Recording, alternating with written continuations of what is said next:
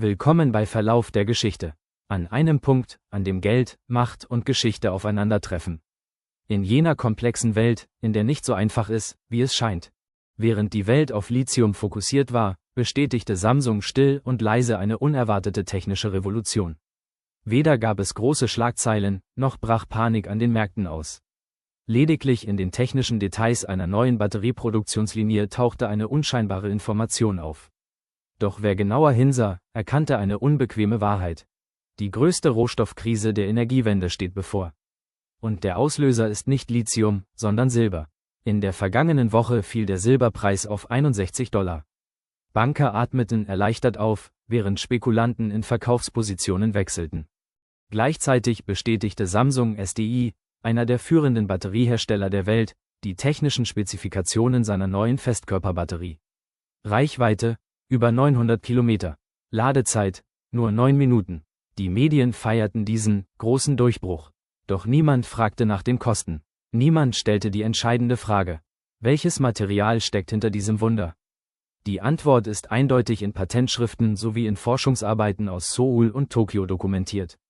Silber, nicht nur als Leiter, nicht nur als Beschichtungsmaterial, sondern als aktiver Bestandteil der Elektrochemie selbst. Die Silber-Kohlenstoff-Anode, die das Dendritenproblem löst, beseitigt ein Hindernis, das die Batterieindustrie seit 30 Jahren blockiert. Sollte diese Technologie in die Massenproduktion übergehen, und alle Anzeichen deuten darauf hin, beginnt eine neue Ära. Eine Ära, in der Silber nicht mehr nur ein Edelmetall ist, sondern zu einem strategischen Energiemetall wird. Doch die Zahlen sind beunruhigend. Die globale Silberversorgung scheint nicht annähernd ausreichend, um diese kommende Nachfrage zu decken. Um zu verstehen, warum diese Nachricht ein so großes Echo auslösen kann, müssen wir zunächst das Problem begreifen, das Samsung gelöst hat. Seit rund 30 Jahren arbeitet die Welt mit Lithium-Ionen-Batterien. So effizient sie auch sind, tragen sie einen potenziell tödlichen Fehler in sich: Dendriten. Diese feinen, nadelartigen Kristalle entstehen beim schnellen Laden und wachsen wurzelartig durch die Zelle, was zu Kurzschlüssen und Bränden führen kann. Deshalb dauert das Laden von Batterien oft rund 45 Minuten, und deshalb stehen manche Elektrofahrzeuge unter einem erhöhten Brandrisiko. Der heilige Gral der Energiespeicherung sind seit langem Festkörperbatterien. Kein flüssiger Elektrolyt. Kein Brandrisiko, extrem schnelle Ladezeiten und die doppelte Reichweite. Alle haben es versprochen, alle sind gescheitert, niemand konnte die Dendriten stoppen, bis Samsung ein Element entdeckte, das als Nanokompositschicht eingesetzt wird. Diese Schicht erlaubt den Lithium-Ionen eine freie Bewegung, blockiert jedoch die Dendritenbildung vollständig. Stabil, leitfähig, nahezu perfekt. Dieses Element ist Silber. Und das ist keine Theorie mehr, sondern eine reale Anwendung. Die Prototypen von Samsung nutzen eine Silber-Kohlenstoff-basierte Schicht, um Lithium gleichmäßig zu verteilen und die Bildung scharfer Strukturen zu verhindern. Kleiner, schneller, sicherer, doch es gibt einen Haken. Diesmal geht es nicht um Mikrogramm, sondern um Gramm. Zum ersten Mal wird Silber nicht nur wegen seiner Leitfähigkeit eingesetzt, sondern als direkter Bestandteil des elektrochemischen Energiespeicherprozesses. Nun plant die Automobilindustrie, diese Technologie auf Millionen von Fahrzeugen zu skalieren. Genau hier beginnt die eigentliche Krise. Vielleicht denken Sie jetzt: Gut, ein bisschen Silber. Was soll daran schon problematisch sein? Autos verwenden seit Jahren Silber. Schauen wir uns das genauer an. Ein Fahrzeug mit Verbrennungsmotor benötigt im Durchschnitt etwa 15 bis 20 Gramm Silber. Dieses Silber steckt in Fensterhebern, Sitzmotoren, Entheizungssystemen und Steuergeräten. Elektrofahrzeuge verbrauchen deutlich mehr, 30 bis 50 Gramm. Diese Menge entfällt auf Wechselrichter, Batteriemanagementsysteme und Hochspannungskabel. Dieser steigende Silberbedarf durch Elektrofahrzeuge belastet die vorhandenen Bestände bereits heute und trägt maßgeblich zum wachsenden globalen Silberdefizit bei. Festkörperbatterien verändern die Mathematik der Energiespeicherung grundlegend. Es geht nicht mehr um einzelne Schalter, sondern um die Beschichtung jeder einzelnen Zelle in einem rund 450 Kilogramm schweren Batteriepack. Frühe Schätzungen aus von Samsung veröffentlichten Unterlagen deuten darauf hin, dass der Silberanteil bei 5 bis 10 Gramm pro Kilogramm Anodenmaterial liegen könnte. Gehen wir von einer konservativen Annahme aus. Nehmen wir an, pro Fahrzeug würden lediglich 50 Gramm zusätzliches Silber benötigt. Damit steigt der gesamte Silbergehalt eines Elektrofahrzeugs auf etwa 100 Gramm. Weltweit werden jährlich rund 90 Millionen Fahrzeuge produziert. Wenn nur 10% davon auf Festkörperbatterien umsteigen, entspricht das 9 Millionen Fahrzeugen. Das Ergebnis: eine zusätzliche Nachfrage von rund 29 Millionen Unzen Silber. Auf den ersten Blick erscheint das beherrschbar. Doch diese Rechnung basiert auf einer 10%igen Marktdurchdringung und äußerst konservativen Annahmen. Was aber, wenn die Quote auf 50% steigt? Und was, wenn der tatsächliche Silberbedarf pro Fahrzeug bei 200 Gramm liegt? Sollten Toyota, Samsung und Volkswagen ihre Ziele erreichen und in den Jahren 2027, 2028 Elektrofahrzeuge mit Festkörperbatterien in die Massenproduktion bringen, könnte der jährliche Silberbedarf der Automobilindustrie von derzeit rund 90 Millionen Unzen auf 200, möglicherweise sogar 300 Millionen Unzen ansteigen. Woher sollen diese 200 Millionen Unzen kommen? Aus den Börsen? Dort sind aktuell lediglich 30 Millionen Unzen offiziell registriert. Aus den Minen? Die weltweite Förderung stagniert bei etwa 830 Millionen Unzen pro Jahr. Dabei besitzt allein eine einzige Technologie, die Silberkohlenstoffanode, das Potenzial, 25 bis 35% der gesamten globalen Minenproduktion ausschließlich für Autobatterien zu verschlingen. Das bedeutet, kein Silber für Solarpaneele, kein Silber für die Elektronik und, noch entscheidender, kein Silber für Sie. Falls Sie jetzt denken, die Industrie wird einfach weniger Silber verwenden, sollten Sie eines verstehen: Chemie ist nicht verhandelbar. Elektronen lassen sich nicht täuschen. Reduziert man den Silberanteil, kehren die Dendriten zurück. Und kehren die Dendriten zurück, steigt das Risiko für Fahrzeuge dramatisch. Samsung weiß das, Toyota weiß das ebenfalls. Ohne Abstriche bei der Sicherheit lässt sich das Silber nicht einfach eliminieren. Die Industrie ist den Gesetzen des Periodensystems unterworfen. Das macht die Silbernachfrage unausweichlich und unelastisch. Zwei globale Schwergewichte, Energie und Transport, schwenken gleichzeitig auf Technologien um, die enorme Mengen Silber benötigen. Diese Transformation trifft jedoch auf eine Lieferkette, die seit über einem Jahrzehnt chronisch unterinvestiert ist. Wenn Sie glauben, Recycling könne uns retten, muss ich Sie enttäuschen. Während 90% des Goldes recycelt werden, liegt diese Quote bei Silber unter 20%. Warum? Weil Silber überall verteilt ist. In Milliarden von Geräten steckt es in mikroskopischen Mengen. Dieses Silber zurückzugewinnen ist meist wirtschaftlich unsinnig. Die Kosten übersteigen den Wert des Metalls. Das Ergebnis: in den meisten Fällen landet es auf der Mülldeponie. Wir vergraben tatsächlich hunderte Millionen Unzen Silber wieder im Boden, jedoch in einer Form, die wirtschaftlich nicht mehr förderbar ist. In deinem Smartphone stecken etwa 0,1 Gramm, in deinem Laptop rund 0,5 Gramm. In einem Solarpanel befindet sich Silber als eine haarfeine Schicht. Diese winzigen Mengen lassen sich nicht profitabel zurückgewinnen. Betrachten wir nun Feststoffbatterien. Ja, sie enthalten mehr Silber. Aber werden Sie eine Autobatterie sofort recyceln, zum Beispiel schon nächstes Jahr? Nein, das wird sehr wahrscheinlich erst in 15 Jahren geschehen. Das Silber, das 2026 in einer Samsung-Feststoffbatterie verbaut wird, bleibt bis 2041 dem Markt entzogen. Das bedeutet, Silber verschwindet für eine ganze Generation aus der Lieferkette. Die Recyclingwelle, auf die alle hoffen, wird nicht schnell genug kommen, um den Mangel der 2020er Jahre zu lösen. Das Kernproblem ist strukturell. Der Verbrauch steigt rasant, während die Sequestrierung nur eine langfristige, verzögerte Rückführung erlaubt. Vielleicht denken Sie jetzt, wenn Silber auf $100 steigt, werden die Minen eben mehr produzieren. Doch so funktioniert es nicht. Die Entdeckung und Inbetriebnahme einer neuen Mine dauert im Durchschnitt 10 bis 15 Jahre. Selbst wenn wir heute ein riesiges Vorkommen finden würden, käme vor 2035 kein einziges Gramm daraus auf den Markt. Samsung braucht Silber jetzt, Tesla braucht es jetzt. Und die bestehenden Minen? Sie kämpfen bereits heute darum, an ihrer Kapazitätsgrenze zu produzieren. In den letzten 20 Jahren ist der Erzgehalt deutlich gesunken. Früher gewann man aus einer Tonne Gestein etwa 15 Gramm Silber.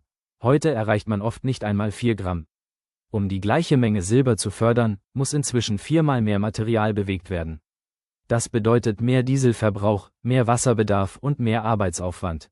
Die Produktionskosten sinken nicht, sie steigen. Wenn die geologischen Bedingungen nicht stimmen, können selbst hohe Preise kein neues Angebot herbeizaubern. Lassen Sie mich ein Szenario zeichnen. Das Jahr 2028. Toyota kündigt das erste Feststoffbatteriefahrzeug für den Massenmarkt an.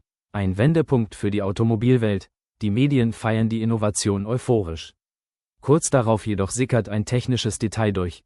Jedes Fahrzeug enthält 20 Unzen Silber. Diese Information bringt die Märkte ins Wanken. Ford überarbeitet hastig seine Lieferkettenpläne. GM beginnt sofort mit der Suche nach neuen Silberminen. BMW schickt seine Einkaufsteams nach Peru und Mexiko, um sich Silber zu sichern. Doch der Luxus, zu $61 zu kaufen, existiert nicht mehr. Sie müssen Silber zu jedem Preis beschaffen. Denn wenn nicht genügend Silber verfügbar ist, stehen Batteriefabriken im Wert von Milliarden Dollar plötzlich still, wertlos, funktionslos. Die Quelle dieser Panik sind nicht Spekulanten. Es sind die größten Akteure der Industrie. Und sie verfügen über nahezu unbegrenzte Budgets. Die USA und die EU schreiben vor, dass Batteriematerialien aus befreundeten Ländern stammen müssen. Kauft ein Automobilhersteller Silber aus Russland, erhält er keine Steuervergünstigungen. Wird dasselbe Silber jedoch aus Nevada bezogen, winken erhebliche steuerliche Anreize. So entstehen zwei Kategorien am Markt: sauberes Silber und schmutziges Silber. Unternehmen wie Samsung und Tesla sind bereit, für Silber aus verlässlichen Rechtsräumen deutlich höhere Preise zu zahlen. In Lateinamerika besteht Risiko. Mexiko und Peru gehören zu den weltweit führenden Silberproduzenten. Doch mit steigenden Preisen wächst auch der Drang zur Verstaatlichung. Eine Mine in Idaho ist für Tesla 5-mal wertvoller als eine in Bolivien. Warum? Weil sie sicherer ist. Und hier liegt eine unbequeme Wahrheit. Regierungen haben den Übergang zu Elektrofahrzeugen per Gesetz erzwungen. Dabei scheinen sie das Periodensystem ignoriert zu haben. Sollte der Silberpreis auf $200 steigen, werden Elektrofahrzeuge zu einem Luxusgut und die Energiewende gerät in eine Sackgasse. Doch Regierungen können dabei nicht tatenlos zusehen. Deshalb werden sie entweder Silber subventionieren oder es unter staatliche Kontrolle stellen. Stellen Sie sich folgendes Szenario vor: General Motors ist nicht in der Lage, Fahrzeuge zu produzieren, die den gesetzlichen Anforderungen entsprechen, schlichtweg, weil kein Silber am Markt verfügbar ist. Das Weiße Haus greift ein und erklärt Silber zu einem strategischen Rohstoff. In der Folge erhält die Industrie Vorrang vor privaten Investitionen bei der Zuteilung von Silber. Es wäre sogar denkbar, den Verkauf von Silbermünzen zu untersagen, um dieses Metall gezielt den Batteriefabriken zuzuführen. Hier greifen keine freien Marktmechanismen mehr. Der Wettbewerb findet nicht über hohe Preise statt, sondern wird staatlich erzwungen. Während wir hier sprechen, vollzieht sich eine bemerkenswerte Entwicklung. Der Papierpreis fällt auf $61, während die physische Prämie rasant steigt. Händler sprechen von Wartezeiten von 6 bis 8 Wochen für Standardwaren. Die Münzprägestätten arbeiten weiterhin unter Volllast. Der physische Silbermarkt hat sich vollständig vom Papiermarkt entkoppelt. Das ist eines der klarsten Anzeichen für einen Systembruch. Wenn der Preis fällt, während das Metall vom Markt verschwindet, können Sie sicher sein: der Preis spiegelt nicht mehr die Realität wider. Banken können Papierkontrakte und Zahlen auf Bildschirmen manipulieren. Physik jedoch lässt sich nicht manipulieren. Was Samsung benötigt, sind keine Futures oder Derivate, sondern echtes Silber, echte Atome. Und diese Atome werden zunehmend knapp. Lassen Sie mich erklären, was als nächstes geschieht. In den kommenden Monaten werden wir sehen, wie immer mehr Automobilhersteller ihre Feststoffbatterieprogramme ankündigen. Mit jeder neuen Ankündigung steigt der Druck auf die Silberbestände weiter an. An diesem Punkt beginnen Analysten, die Details zu prüfen. Sie werden die Realität erkennen, über die wir heute sprechen. Und dann setzt eine Panikbewegung ein. Doch es wird keine Panik privater Anleger sein. Diesmal handelt es sich um eine institutionelle Panik. Pensionsfonds wenden sich Silberminenaktien zu. Staatsfonds beginnen, eigene strategische Reserven aufzubauen. Sogar Zentralbanken, die traditionell Gold horten, werden beginnen, Silber zu kaufen. Denn sie werden zu einer klaren Erkenntnis gelangen: In einer elektrifizierten und digitalisierten Welt überholt die Bedeutung von Silber inzwischen die von Gold. Die Geschichte liefert uns ein Beispiel. Anfang der 2000er Jahre begannen Automobilhersteller, Palladium in Katalysatoren einzusetzen. Kaum jemand schenkte dem Aufmerksamkeit. Dann explodierte die Nachfrage. Der Preis von Palladium stieg von $200 auf $3000. Analysten erkannten die Tragweite dieser Entwicklung erst 10 Jahre zu spät. Heute sehen wir bei Silber exakt denselben Prozess. In den Forschungslaboren hat bereits eine Entdeckungswelle stattgefunden, doch diese Schockwelle ist in den Preisen noch nicht vollständig angekommen. Aber das wird sie, sehr bald. Was sollten Sie also tun? Erstens: Verstehen Sie, dass es sich nicht um eine spekulative Bewegung handelt, sondern um eine strukturelle Veränderung. Die Technologie ist real, die Nachfrage ist unausweichlich, und die Knappheit ist eine mathematische Tatsache. Zweitens: Akzeptieren Sie, dass ein Preis von $61 eine Fehlbewertung ist. Drittens: Bereiten Sie sich auf Volatilität vor. Sie werden sehen, wie Banken versuchen, Sie aus dem Markt zu drängen. Fallen Sie nicht darauf herein, denn fundamentale Dynamiken ändern sich nicht von selbst. Preisschwankungen sind meist nichts weiter als oberflächliches Rauschen. Statt täglich auf Preisbildschirme zu starren, sollten Sie auf Prämien und tiefere Daten achten. Wenn der Spotpreis scheinbar auf $60 fällt, der Verkäufer aber weiterhin $80 verlangt, zeigt das, der Preisverfall ist nicht real. Gleiches gilt für die Lagerbestände. Fallen die Spotpreise, aber in den Geschäften steht weiterhin ausverkauft, ist das ein weiteres Zeichen für einen künstlichen Preisrückgang. Papierpreise können genutzt werden, um sie zu manipulieren. Physische Realität jedoch ist stets ihre stärkste Verteidigung. Das ist die Lage. Samsung hat keine Pressemitteilung veröffentlicht, keine Schlagzeilen erzeugt, sondern still und leise die technischen Spezifikationen angepasst. Doch wer genauer hinsieht, erkennt, die Welt befindet sich inzwischen an einem anderen Punkt. Silber ist nicht länger nur ein Edelmetall. Es ist zu einer strategischen Energieressource geworden. Und das Angebot liegt weit hinter der Nachfrage zurück. Die Feststoffbatterie ist keine Zukunftstechnologie mehr. Der Moment ist gekommen. Sie ist jetzt hier. Toyota plant den Serienstart für 2027, Volkswagen peilt 2028 an. Samsung wiederum beginnt bereits jetzt mit dem Aufbau der Produktionslinien. Der Prozess hat sich beschleunigt, doch die Märkte haben das noch nicht realisiert. Während die Welt auf Lithium starrt, ist Silber still und leise zum zentralen Baustein der Energiewende geworden. Die Banken spielen ein Papierspiel. Samsung hingegen folgt den Gesetzen der Physik. Und am Ende gewinnt immer die Physik. Ein Preis von $61 ist reine Satire. Er ist schlicht falsch. Bevor die Automobilindustrie erkennt, dass sie einen tödlichen Rechenfehler begangen hat, könnte dies ihre letzte Gelegenheit sein. Die Revolution hat längst begonnen. Die Frage ist nicht, ob Silber steigen wird. Die eigentliche Frage ist, wie schnell. Und ob sie vorbereitet sind, wenn die Panik einsetzt. Geschichte wiederholt sich nicht exakt. Aber wenn man sie nicht versteht, überrollt sie einen gnadenlos. Die Silber- und Kohlenstoffrevolution ist der größte Rohstoffumbruch seit dem Ölzeitalter. Und sie findet jetzt statt. In diesem Moment, direkt vor ihren Augen. Die meisten Menschen werden es erst begreifen, wenn es zu spät ist. Wenn die Schlagzeilen explodieren, wenn die Preise längst $200 erreicht haben. Samsung, Dendriten, Silberknappheit, geopolitische Spannungen, Zusammenhänge, die andere nicht erkennen. Das ist ein Vorteil, das ist Macht. Die nächste Welle formt sich bereits. Wasserstoff, seltene Erden, Schuldenzyklen. Jede Woche neue Enthüllungen, jede Woche Muster, die der Markt noch nicht sieht. Abonnieren Sie, um Zugang zu kritischen Finanzinformationen zu erhalten, bevor die Masse sie erkennt. Wir jagen keinen Schlagzeilen hinterher. Unser Ziel ist Klarheit und präzises Timing. Verstehen Sie es, bevor es alle anderen tun. Wenn dir das eine neue Perspektive eröffnet hat, abonniere den Kanal. Die Geschichte enthält Antworten auf deine Fragen, und ich werde dir zeigen, wo du sie finden kannst.